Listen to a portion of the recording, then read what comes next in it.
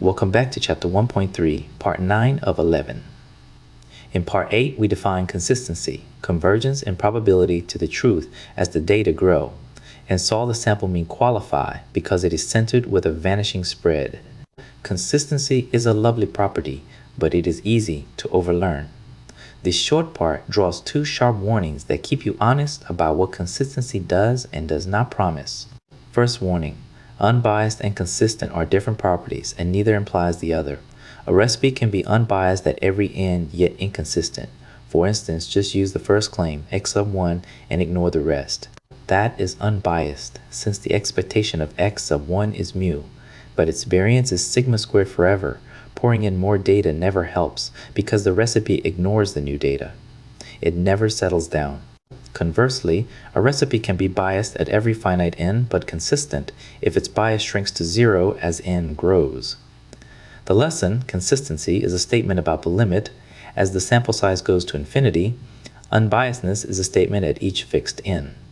They answer different questions, and a recipe can satisfy either one without the other. Second warning, consistency does not save a broken sampling assumption. If Priya's claims systematically oversample one high-risk county, more of the same bad data drives X bar toward the wrong number with ever greater confidence. The estimate still converges. It just converges to the wrong target. A consistent estimator of the wrong thing is still wrong, just precisely, confidently wrong. The familiar slogan is, garbage in, garbage out, here it is sharper, garbage in, garbage in.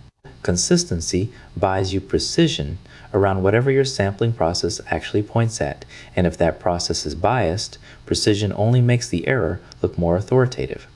So keep interrogating the sampling assumption no matter how much data you have. To summarize Part 9, heed two warnings about consistency. First, it is independent of unbiasedness. The recipe that uses only the first claim is unbiased but inconsistent, while a recipe whose bias shrinks to 0 can be consistent yet biased at every finite sample size. Consistency is about the limit. Unbiasedness is about each fixed n. Second, consistency cannot rescue a broken sampling assumption, oversample one county, and you converge confidently to the wrong number. Garbage in, garbage in. We have now characterized the sampling distribution by its center, its spread, and its limiting behavior. In Part 10, opening the finale, we stop describing it in summaries and actually see its full shape by faking the universe on a computer.